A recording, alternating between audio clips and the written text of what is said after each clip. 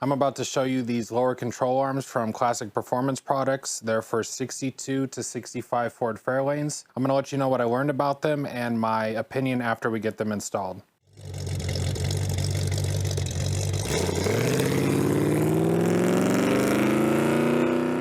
Okay, so this is a 65 Ford Fairlane 500 four-door. We had the ball joint break. We knew the front end was kind of sloppy. We rebuilt the front end about 4 or 5 years ago.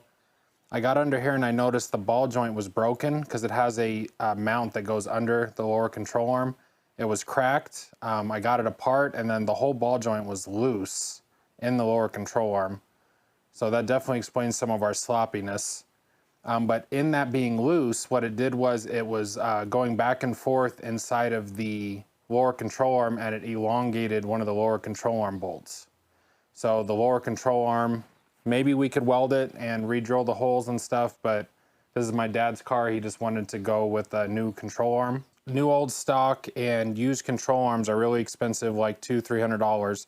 And so this comes in around the same price for the tubular control arm. And it also gets rid of the strut rod.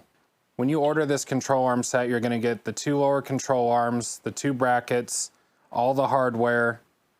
This Zerk fitting and cotter pin are gonna be taped to the control arm. You're also gonna get these ball joint spacers or ball joint adapters. And also you might get some spacers on the ball joint, which came on mine. Unfortunately, these come with no instructions. I've had to call tech support 3 times to just get some simple questions answered. Some of the things I was confused on is why it came with 4 sets of cam bolts. And apparently this hardware, not the lower control arm kit, but the hardware kit that's in this comes with Mustangs and some other cars that might require 4 sets of cam bolts. So they go ahead and you get extras with the Fairlane kit. So for this, we only need the two cam bolts, which is gonna go on the bracket side. And then the 2 longer bolts in here are what's gonna go to the other end. And then this bolts up where the strut rod goes. So where the strut bolts to the frame, that's gonna replace it. And then the cam bolts go on the bracket side.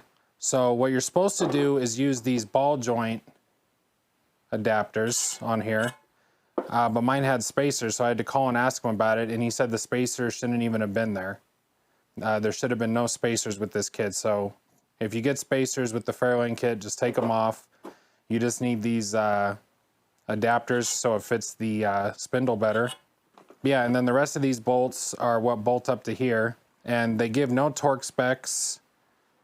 He said these are all grade 8 hardware, so you just want to tighten it all to, you know, grade 8 specs, which I got to look that up here. And then he said do everything by hand, but I'll maybe look up some better specs. I know when you do control arms, you almost want like a preload or have them set at a certain angle because you don't want to like tighten the lower control arm with it down all the way and then force it back up. That's going to put unnecessary load on the bushings. So there's plenty of videos on how to do that if you want to look it up. Mostly I'm just discussing the kit right now. If you have any questions, their tech number is 714-522-2000. And then also this kit for a replacement ball joint, FA395 and Moog K6345. If you look these up, you can get these from parts stores like AutoZone and stuff like that. He explained to me, I don't know which is which. One is a press in and one's a screw in. And he said when they install these themselves, I believe they use a screw in one and they actually just press it in. I'm gonna go ahead and get this installed. I'm not really gonna show much of that, but I'm just gonna get it installed, let you know how it is, and then you can see a good orientation of where all the parts go when I'm done. And I'll maybe discuss anything else I learned. Okay, so I got the control arms in. One problem I did run into is the mount to the frame. One of these bolt heads broke off on the old one when I was taking it out, so I had to drill it out and put in a helicoil to fix the threads. The control arm fit a little tight in here, but I just got it in to where I just started it by hand and then I kind of put it in with a dead blow hammer. And then the torques were kind of up in the air because they, you know, it didn't come with any instructions. So I just used the grade 8 standard for torque I kind of reviewed a bunch of those, and then I went off kind of factory specs for the sway bar and factory specs for the ball joint and the control arm slightly.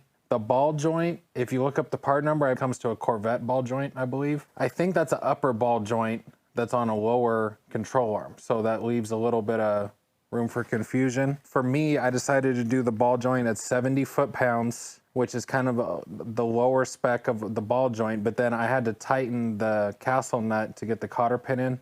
So it's at least 70 foot-pounds, and then I had to tighten the castle nut more to get the cotter pin to line up. So for the frame mount right here, I chose 60 foot-pounds because it's going off a 9/16 bolt. Then the control arm to the chassis on both sides, so right here and on this side, I did 85 foot-pounds. And I believe the factory spec, at least for this one, is 75 to 100, roughly. I was going off a newer Fairlane spec, but it should be pretty much the same. But I kind of chose, you know, kind of hover in the middle to be on the safe side, so I did 85 on those. And then I did 20 foot-pounds on the sway bar. So yeah, pretty simple. I just removed the old lower control arm. I didn't do anything else with the spindle, you know, brake lines, nothing. I left the steering link on, and I was able to just remove the old one, remove the old bracket, put the new bracket on, install the control arm. And then the other thing I did, I just had the control arm in loose. I went ahead and put it on ramps so it was sitting at ride height. And when it's sitting at ride height, then I went in and tightened down the control arms. Same with the sway bar. So tighten the sway bar and the control arms down when it's sitting at ride height so it'll actually be tightened at the spec you want. One thing that they don't mention with this kit is it gets rid of the steering stop. So you have the strut rod that comes back and then it loops up, and then it hits, there's a stop on the back of the spindle that stops you from oversteering. There is no steering stop now on these control arms, so it's gonna allow the car to oversteer. And when that happens, the brake hits the control arm, so it's gonna cause unnecessary wear on things that shouldn't be hitting. And here's the steering stop on the spindle right here. So normally the steering link would come up and have almost like an opposite hook of my finger. And so when this would come up, it'll hit that. So now there's nothing here. So it's gonna allow it to go too far. So we're gonna eventually put in some sort of plate up here with like a adjustment bolt that can come in and out, and that it's gonna, now it'll hit this at whatever angle we need. And when we adjusted on the old one, we were having some problems because I don't know if something's weird with our front end or what, but they weren't perpendicular to each side. So I think having a steering stop that's adjustable is really good, because you might have easily an 1/8 of an inch difference. And so if you want the steering to feel to stop on both sides equally, I think it's good to have one that adjusts.